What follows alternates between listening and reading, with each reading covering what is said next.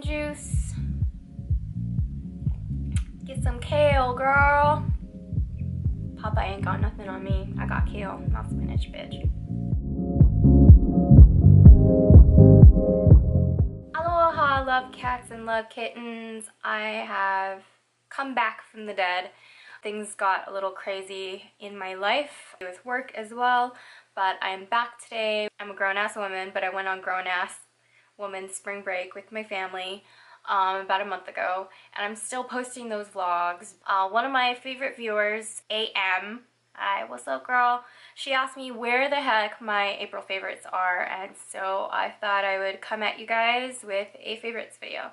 Since I skipped March and April, I'm just gonna do springtime favorites, and I have a ton to run through, so let's just get started. I have been suffering from some breakouts, so you can possibly see some of the messed up textures along my chin, and I think it's like a hormonal kind of thing. One pimple disappears, like 3 more will come up in its place, or I'll get a bunch of like the kind of like pimples that are under the surface that are just like really hard texture. So I have been loving the Michael Todd pumpkin face mask. I don't like manual exfoliators. I'm 33 now, and manual exfoliants are just way too harsh on my skin. I don't want to cause any more damage. So this kind of exfoliator is one that has a bunch of like plant enzymes and fruit enzymes in them, and it's also blended with glycolic acid, which is really good for resurfacing the skin. Some of the extracts in here are also something that like lemon extract are really good for fighting like breakouts.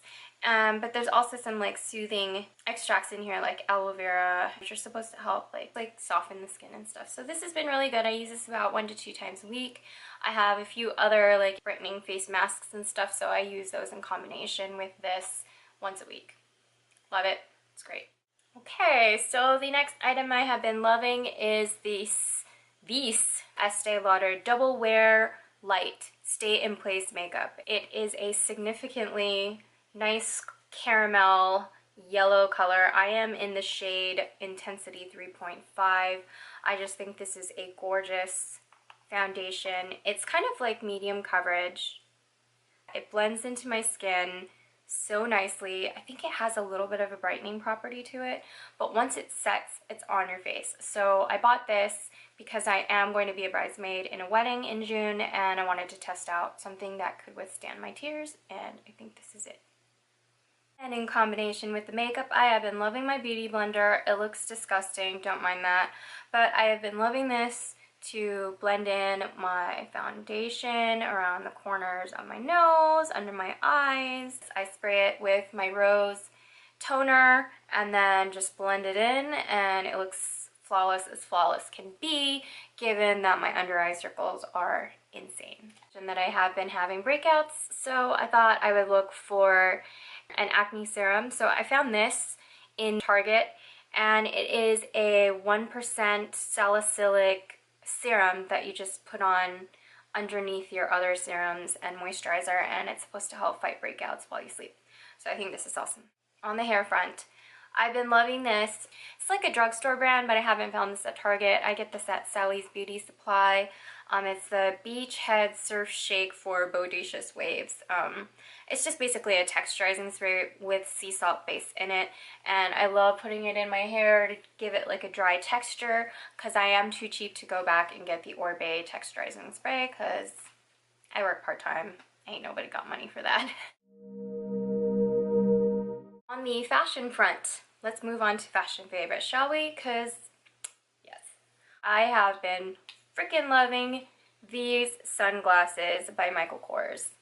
If you watch my vlogs, you may have seen me talk about when I got my eyes examined and how I found a pair of like aviator-like shades. I have a very, very tiny head. So I have been loving these, and not only do they fit my face shape, they have rose gold hardware and tortoise shell arms, I guess. And I know the aviator style has a bar that goes across here, but honestly, I don't care. I've been looking for aviators that suit my little tiny head, and these work. I love them. Plus, I can see when I'm driving now. Not that I didn't couldn't see before when I was driving. Hopefully no cops are like part of my followership. I have been loving these cage heels. I like that the heels are not super stacked. They're not super tall. I guess I move into possibly motherhood and that phase of my life where I'm a little bit more mature and like comfort for me is like really important. I was trying to break them in. I'm wearing them for a wedding in June and they are really comfortable. They don't look like they would because they do have a little bit of a spike. Okay, can we have a moment? Just, yeah. Hello, they're so gorgeous. These are by Banana Republic, so I will leave a link in the description box for these shoes. I have just been loving them. I try to wear them at least once or twice a week. The next fashion bit that I have been loving is my Baya rucksack. I have been wearing this to death, so it already looks like totally beaten up. I'm giving it a breather. I love the brass goldish hardware. If you want one of your very own rucksacks, you can go to bayabags.co.uk and get one. She also has some out-of-the-box ready-to-wear designs, but you can also design your own. You can pick the color of the leather that you want. You can also pick the suede that goes inside. So I wanted a minty suede. You can also pick the color of hardware, but it's basically a bucket bag with a flat fold over and straps. So you can carry it like this on your arm if you want to, but you can also wear it with the straps. Even though it makes me look like a toddler, I really like it because I have back problems. I feel like this, like with the festival season being in full swing now, that like chic backpacks are kind of like this big thing. Go to her website. They are handmade. They do take like 6 to 8 weeks to make and ship, but they are absolutely gorgeous, and I think they will be a classic in your closet that will last for like a really long time. Okay, so my next fashion favorite is the Brandy Melville bralettes. I guess I'm like on this like cage trend. Cage straps in the back. I will post a picture of an Instagram shot like right here. Ooh, don't mind that. They give a lot of like visual interest underneath like sheer tops and low back tanks without really giving away the farm, you know? If you are a large C cup or like larger than that, like a D to a double D, these bralettes probably aren't your thing. They're not going to provide a lot of support. But for me, I just really don't care. If they're going to sag, they're going to sag. But I want something to look cool under tanks, and, you know, showing your bra strap just the way that it is isn't really like an option for me. So I would rather have like a tank bralette type of thing with like a cage strap, and then at least it's intentional rather than like, oops, my bra strap's showing, you know what I mean? So the next one, this Target sweatshirt is awesome because it's a blazer, but it's made out of sweatshirt material. So I like that it sits like that. You know, I'll insert like a clip here from like my spring break when I was wearing this with a dress. It's got pockets. It's a sweatshirt, girl. Like, what I was talking about, I'm in my 30s, you know, I want comfort. Like, is it asking so much to have fashion be comfortable at the same time? Like, shouldn't something look good and also feel good when you're wearing it? Why is fashion so binding and like restrictive and just not comfy to wear? Like, if I don't feel comfortable in my clothes, I don't feel like myself, you know what I mean? So that being said, I also love these jogger style trousers. They are the jogger style with the elastic waistband, and then it does have the tapered banded leg hem. So it's not like there are no specific inseams, but I'm really short. I'm 5'2½". Yes, that half counts. But I wear it and I can wear it with heels and it looks fine. If I wear it with flats, it's kind of like high watery, but it just feels so comfy. You see, like, it kind of has a little bit of a sheen to it, so it's not just like a typical like khaki cotton. So it looks a little bit more upscale, even when it only costs like, you know, $25, $26 at Target. Go to Target and see if they're still there. Get yourself a pair, because I think it comes in like black and gray, and they're really comfy. Again, I like comfort. I'm getting old. That's what I want. let's move on to entertainment favorites. This book, The Historian, by Elizabeth Kostova. Basically, it is a combination of legend and history and kind of like a mystery thriller. But basically, a woman finds an ancient book with a bunch of letters relating to an ancient quest related to the Dracula legend, and plunges her into this generations deep society of historians who are trying to find out the basis for the Dracula legend and the darker truths about the person on whom the Dracula legend was based. I was so hooked on this that I didn't just read the book, I also rejoined Audible and downloaded the audiobook so that I could listen to the book while I was doing laundry or dishes or cooking, because I really didn't want to have like a minute where I wasn't somehow connected to the book. That's how obsessed I was. They do have this on Audible, but there may be an ebook of it on iTunes, obviously. I got this at a secondhand bookstore just on a whim. If you live in the United States, there is an app called Overdrive, and you may be able to check out the ebook or audiobook from your library through this app. So it's Overdrive app, and you can borrow ebooks and audiobooks from your library, which I think is even better than buying it on Audible or iTunes, because then it's free and you're supporting a public institution like your library. So that's another favorite, Overdrive. You should check it out. Yeah. Another thing that I have been enjoying are Game of Thrones podcasts. Obviously, I am like a huge fan of Game of Thrones. I have been enjoying the Watch of the Thrones podcast, which is by the writers of Grantland. So if you're a big Grantland reader, some of the hosts of the Watch of the Thrones podcast may be familiar to you. I also really like the Vassals of Kingsgrave Game of Thrones reviews.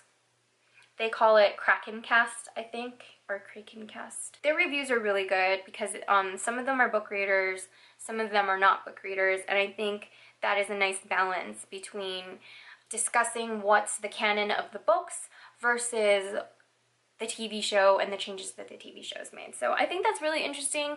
Not going to go into any spoilers, of course, but I just really love Game of Thrones, and this is the first time I've ever really like delved into like fan reviews. Like, I mean, I was a big Buffy fan in college and high school, but I mean, other than, you know, maybe reading like magazines every now and then and reading like a couple fan pages and stuff, I never really delved into things like podcasts.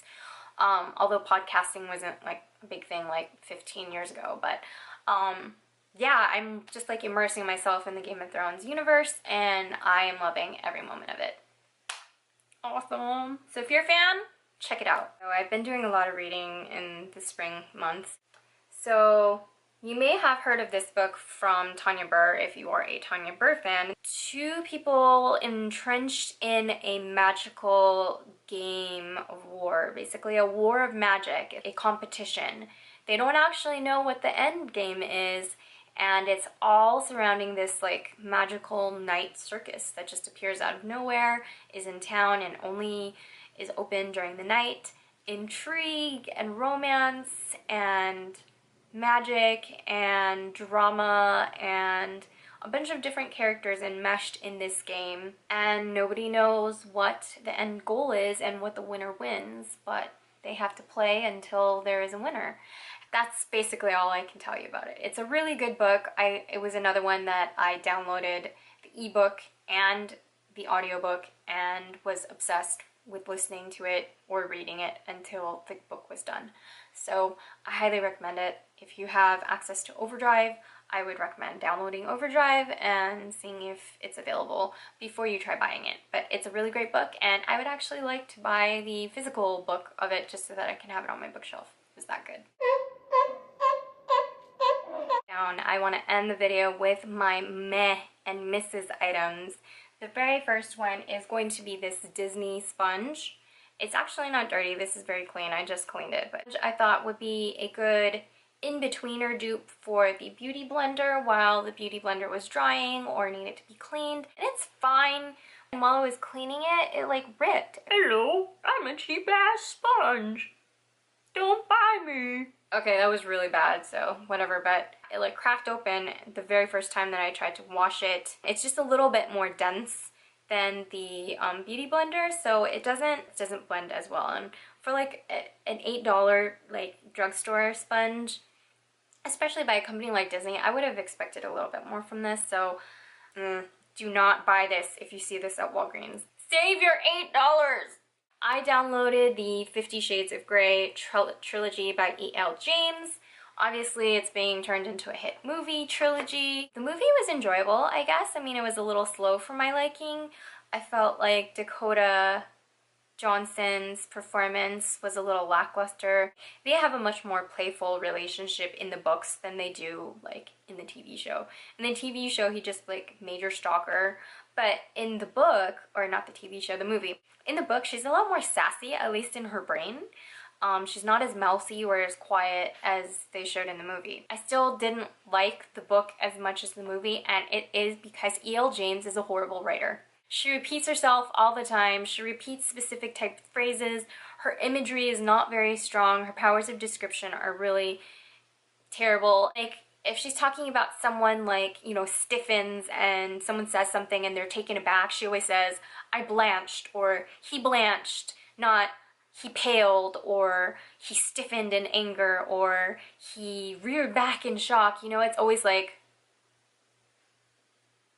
I blanched. She says it at least 50 times per book, and it's like, you know, pick up like different phraseology. Like, it's called thesaurus.com. Like, figure it out. There are other verbs that you can use. Powers of description are not very strong. I feel like the entire book series is all loosely wrapped around the sex scenes, and then there's just like a story that she just threw together, and it's really through the use of text messages and emails that she really builds like where any action happens.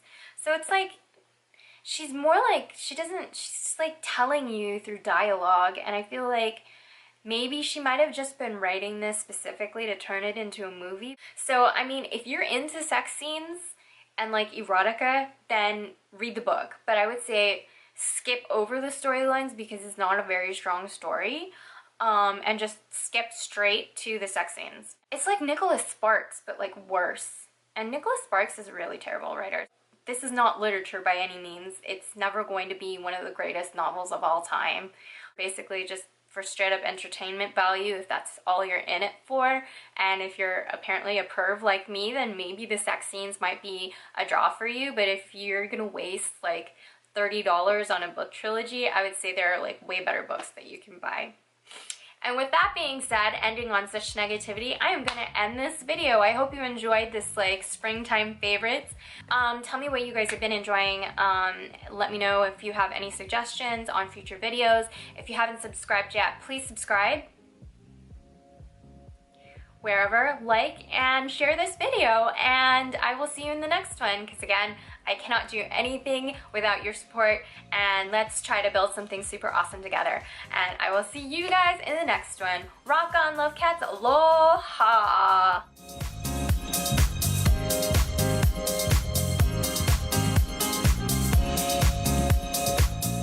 Yeah, do you like my hair? I done got new hair. Yeah. Tell me how much my hair is awesome in the comments below. Just kidding.